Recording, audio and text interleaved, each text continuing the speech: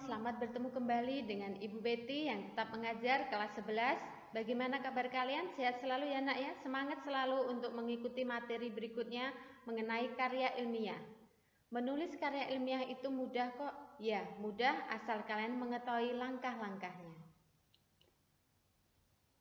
Ini adalah contoh buku yang mengupas tuntas mengenai penulisan.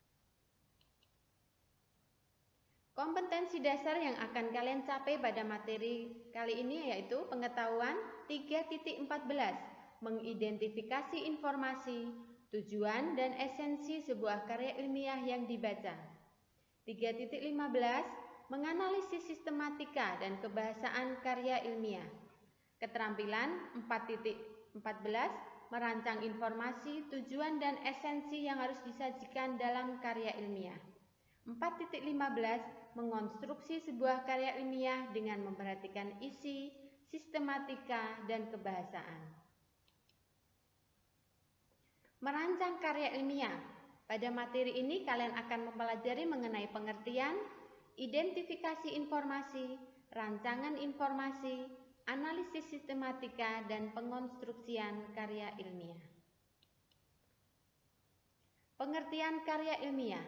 Menurut Kamus Besar Bahasa Indonesia, karya ilmiah adalah karya tulis yang dibuat dengan prinsip-prinsip ilmiah berdasarkan data dan fakta.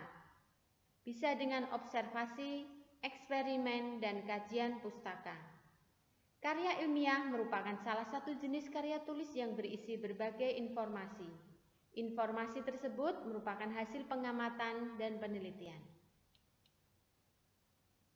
Karakteristik karya ilmiah atau ciri-cirinya. A. Karya ilmiah merupakan hasil kajian literatur atau laporan pengamatan dan penelitian. B. Karya ilmiah menampilkan pemahaman penulis terhadap permasalahan yang dibahas. C.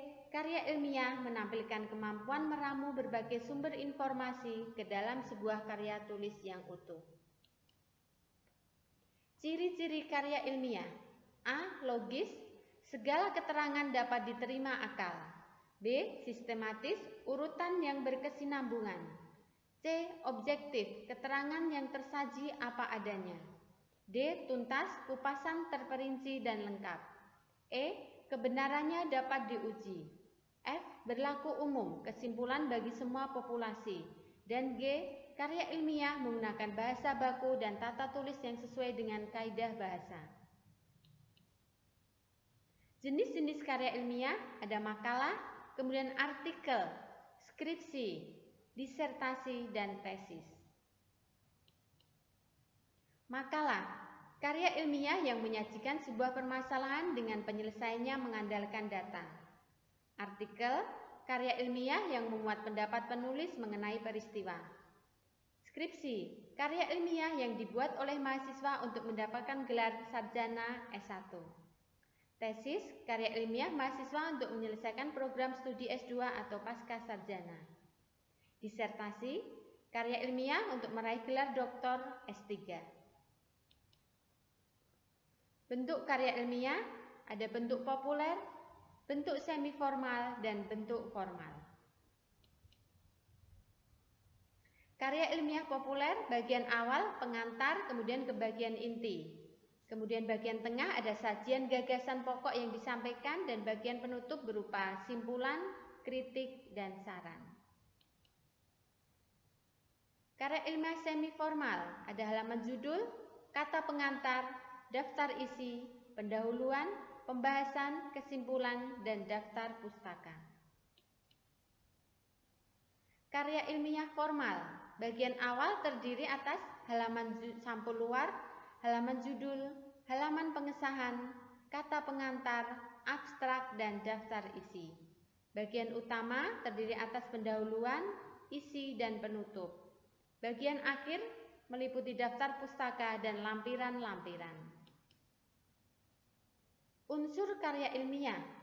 1. Topik, 2. Judul, 3. Pendahuluan, 4. Tinjauan pustaka, 5. Metode penelitian, 6. Pembahasan, 7. Simpulan, dan 8. Daftar pustaka. Ini adalah contoh sistematika penulisan karya ilmiah. Pada bagian awal bisa kalian perhatikan halaman judul, kata pengantar, daftar isi, daftar gambar atau tabel. Bagian isi, pendahuluan bisa berupa latar belakang, batasan masalah, rumusan masalah, tujuan dan kegunaan atau manfaat. Masih bagian isi, bab pembahasan, kajian teori, kemudian ada pembahasan. Kemudian pada bagian penutup ada simpulan dan saran. Bagian penutup selanjutnya ada daftar pustaka dan lampiran.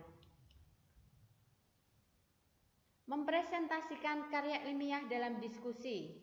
Menurut Kamus Besar Bahasa Indonesia, diskusi adalah pertemuan ilmiah untuk bertukar pikiran mengenai suatu masalah. Melalui forum diskusi, masalah dalam karya ilmiah dapat terselesaikan lebih baik karena melibatkan banyak orang. Langkah-langkah menyajikan karya ilmiah dalam diskusi. 1. Memperkenalkan diri kepada peserta diskusi. 2. Menyampaikan masalah umum. Ketiga, memaparkan pokok-pokok isi masalah.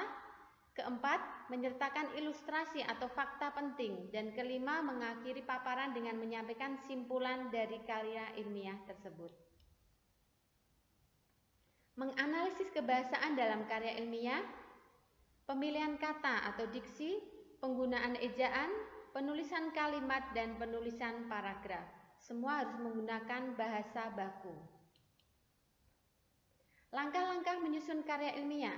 A. Menentukan tema atau topik. B. Membatasi topik karya ilmiah. C. Menentukan masalah. D. Mendaftar gagasan. E. Menyusun kerangka karya ilmiah.